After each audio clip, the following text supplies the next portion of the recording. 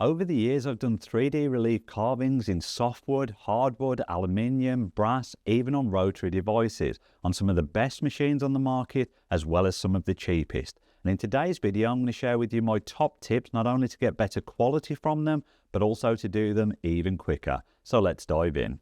So we're going to start by looking at quality, because at the end of the day, if you're not producing quality pieces, you're probably producing scrap, and that is not good for you. So we'll focus on quality first and then move on to how we can speed that up. I'll quickly chuck this comment in. A lot of the stuff we're talking about today is more relevant to the wood-based projects. Some of it does still apply to the metal ones as well, and generally speeding things up and getting better quality. Now, specifically on the coins, I'm going to be doing a follow-up video in the near future about machining coins and how to get the best quality out of them. So if you've not done so already, subscribe and keep an eye out for that video, because it's going to be a good one. So one of the most important things with quality is bit selection, and despite what your partner may tell you, size does matter, but bigger is not always better. Now, the typical tool of choice for 3D relief carvings is a tapered bullnose bit, and these come in a wide variety of shapes and sizes, different shank diameters, different flute lengths, different flute angles, but probably most importantly, different tip radiuses. Now, this is about how fine the point of the tapered bullnose is. And the simple rule is the smaller the radius, the better detail you are going to get from the bit. But the trade-off there is it's going to take longer. Now, there are ways to offset this, which I'll discuss in the speed section, but that is the simplest way to look at it. If you want more detail from your carving, use a smaller radius tapered bullnose bit. One thing to take into consideration, though, is the scale of the job that you are doing. For example, the mounting that I did on the aluminium, that was quite a small piece, so I needed a finer bit to be able to bring out the detail in it. Whereas if you're doing a larger piece like that one behind me there, you can get away with a bigger radius, because the impact comes from the overall scale of the job, and you're probably viewing it from a longer distance away. So therefore, using a bigger radius will speed the overall time up of doing the larger pieces. Another example is you often see people doing these long alligators with the water ripple going on. Again, that's a scenario where you can use a bigger radius because, say, the effect comes from the overall scale of the job itself.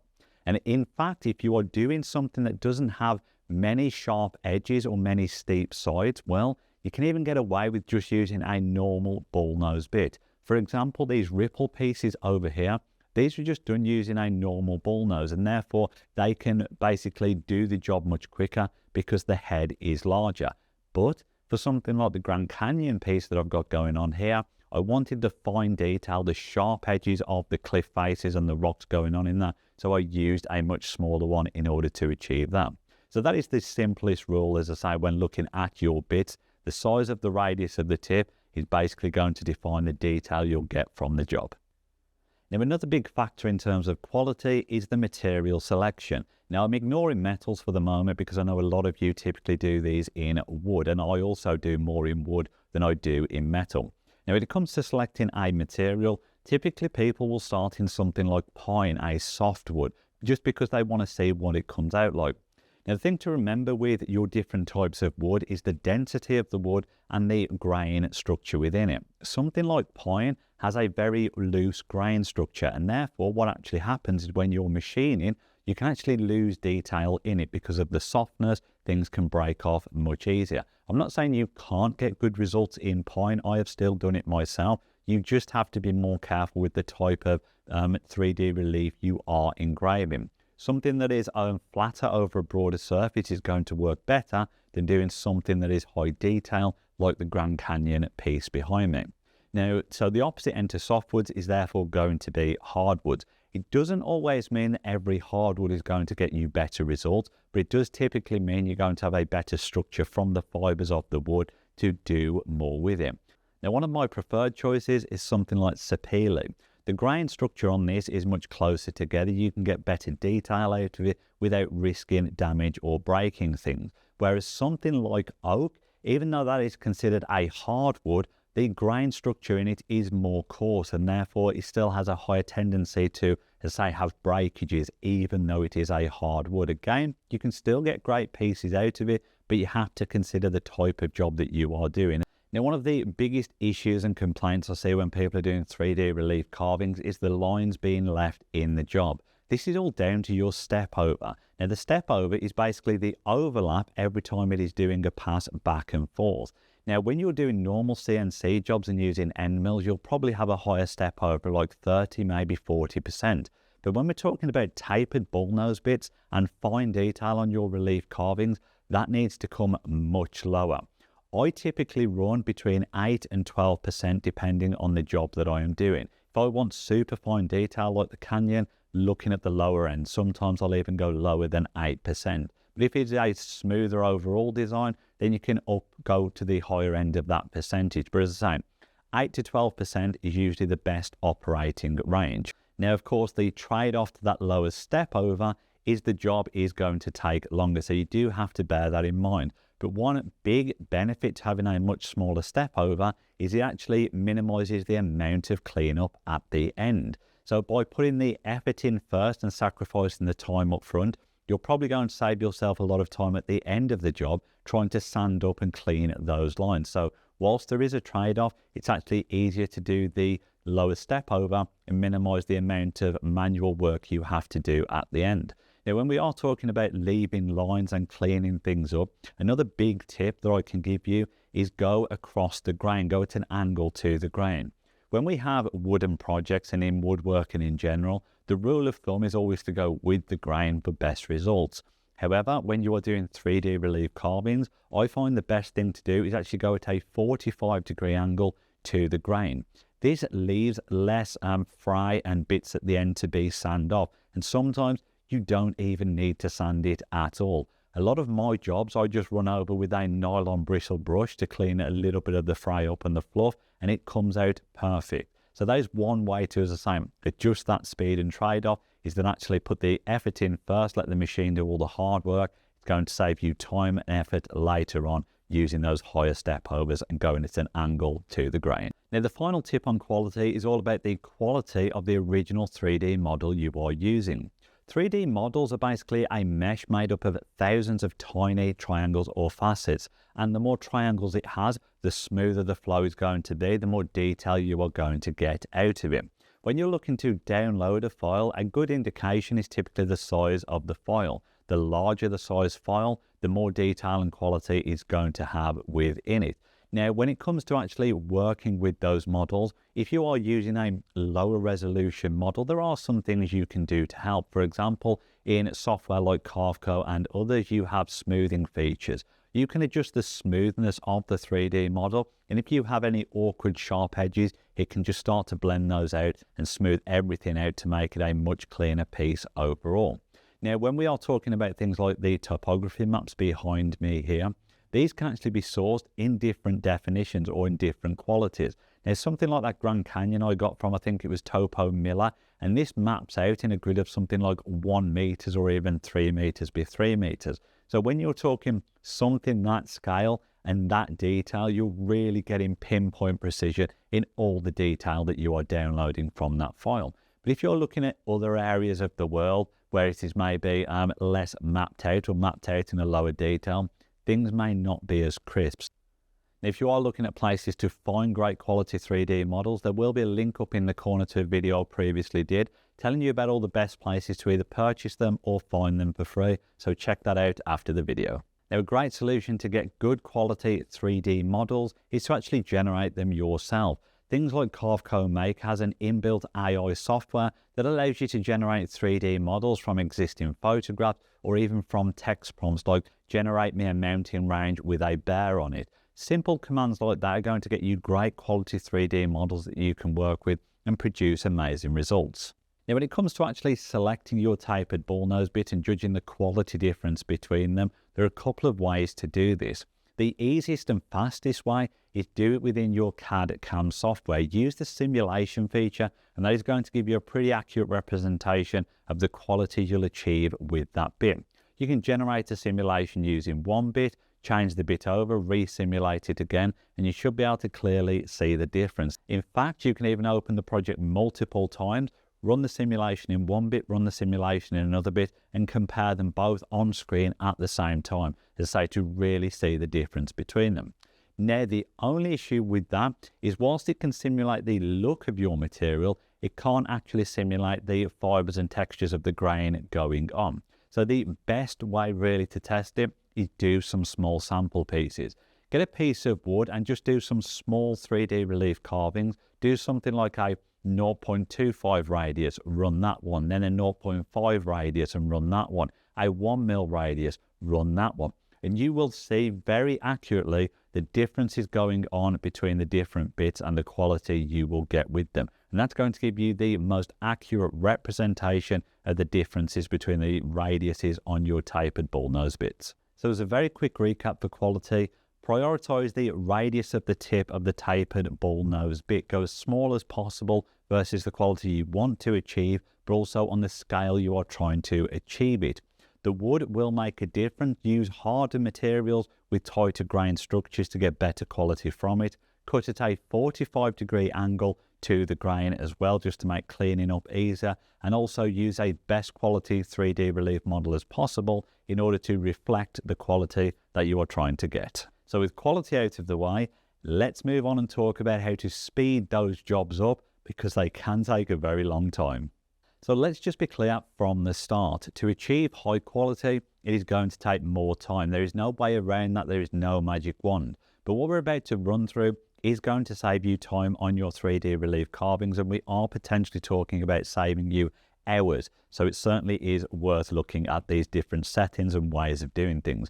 Now, the first thing we're going to address is a big misconception when it comes to 3D relief carvings, and that is that you have to do a roughing pass before doing a finishing pass. No, you do not. You can just go straight in with your finishing pass, and I promise you, most machines are going to handle this. Now, the reason I know this is because I've done it on things like the Onefinity. Fine, you would accept that bigger, more powerful machine. I've also done it on some of the cheapest machines on the market, like these Saint Smart Cubico. Small, low-powered machine, and this was able to do a 3D relief without doing a finishing pass at a pretty decent depth as well versus the length of the bit.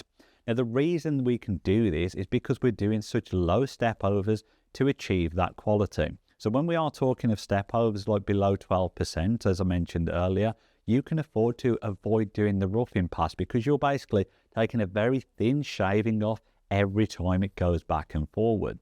Now, I'm not going to lie, the first time you do this, you will be nervous and watching it like a hawk. But as I say, if I can do it on a Cubico machine using pretty much the full depth of the flute, then it's a good indication that you really can get away without doing a roughing job pretty much all of the time.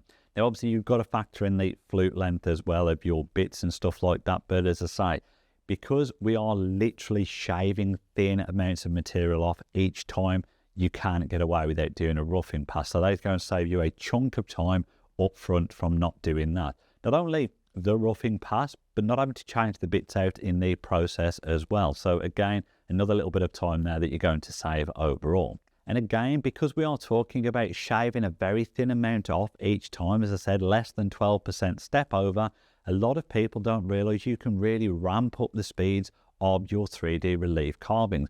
I am talking almost double probably what you would expect. Keep pushing it, and I guarantee you'll be surprised at how fast you can push the machine on 3D relief carvings, even without doing roughing passes as well. Now, this doesn't just apply to the actual feed rate on the X and Y. This is also your plunge depth as well. Now, when doing 3D relief carvings, one of the reasons they take so long is actually because of the Z movement. Obviously, as it's coming across, it's got to go up and down to do all the different contours of the shape. If it was just going back and forth, that would be much quicker. So one of the things that really slows it down, as I say, is the plunge rate that it is doing when it is machining. And again, you can drastically increase this.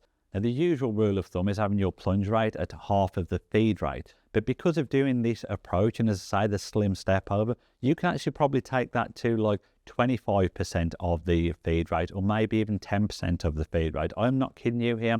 You can really ramp up the Z speed, and this is drastically going to bring the overall time of your job down by adjusting both the feed rate and the plunge rate on your jobs. Now, like I was saying earlier about testing for the quality, Do the same with the speed. Do some samples and keep ramping it up. Or if you've got software that allows you to override the feed rate, again, do that. Just keep bumping it up and see what you can get away with. And you will genuinely be surprised at how much you can push the feeds and speeds on this when doing 3D relief carvings. As I say, it's all because we are taking those thin shavings off. We can really ramp the speeds up and minimize the time it takes to do the job, whilst still achieving brilliant quality. One thing I will quickly mention with increasing the plunge rate. Now, this is much easier when you're doing soft entrance designs like, basically taking out the full material, where you're coming in off the edge of the material and easing in gently. Also, if you're doing solid shapes like circles or squares within material. If you've got something that is an awkward shape that is requiring multiple plunge points around the different areas, that is a little bit riskier, and I would certainly keep the speed a little bit lower in those scenarios. But as I say, you will find that you can pump it up higher than you originally think. Now, another quick tip to save some time is when people are doing cutout 3D relief carvings, what they often do is finish the tapered ball nose pass, switch back to an end mill in order to do the profile cut. Now, it will vary on the design that you are doing, but do remember you can still do a profile cut with a tapered ball nose bit. So there's another step to basically minimize the amount of time. You can just run that job straight after the 3D relief carving, and obviously it will work its way around, do the profile, go down bit by bit, and obviously cut it out. Do remember though, but you are doing a profile cutout here, so you probably can't run it at the same speed that you were doing the 3D relief carving. But as I say, it takes one step out of changing bits over and running a different job on top, again, minimizing the overall time. Now, the next thing I'm about to talk about is actually after the job has finished, but it's still part of the overall project where you can save time.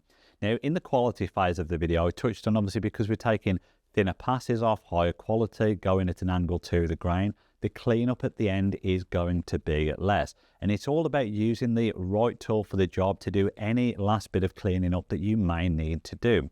Now, my favorite tool is nylon sanding bristle brushes. Now, the reason for this is they come in different grits. They can be quite soft. They can get into a lot of the tight areas, and they're actually quite gentle on the wood itself. So when you come to clean up, if you have followed everything we have previously discussed with the low step overs and things like that, you will actually have very minimal cleaning up to do. And just putting one of these nylon sanding brushes on the end of a drill like this, you will clean your project up and make it perfect in a matter of minutes. I can't stress that enough. These really speed up. No need to get in there with tiny bits of sandpaper. Just run these over the top, change the directions you're going, and also change the grits of the nylon brushes you're using as well. And it will really clean your projects up quickly and easily. Now, as one last tip, if you are prepared to sacrifice time over quality, in other words, you want the best possible finish you can, look at doing multiple finishing passes. This is something I hardly ever see people do. Now, what I mean by this is I mentioned earlier going like 45 degrees to the grain. But once that job is done, run it again, but going in the opposite 45 degrees. When I'm doing things like my coin, this is basically what I do. Multiple finishing passes in different directions, sometimes 2 or 3 passes, and it just cleans it up beautifully, minimizes any marks, and really gives you the best quality result that you can. Now, yes, it is obviously going to take longer to achieve that quality, but what you actually find is on the second and third finishing passes, you can go even faster, because obviously you're taking literally a whisker of material off each time. You can ramp the speeds up a little bit more. So best quality, multiple finishing passes in different directions, and you will be amazed at the quality you get from that. So there we are, ways to get the best possible quality by keeping the speed as low as possible. Now, if you've got any tips as well, let me know down in the comment section. It's always great to get feedback and see what other people are doing out there. I do hope you found that useful, but thank you all very much for watching. Final thanks as always goes to my patrons, and I'll see you all on the next episode.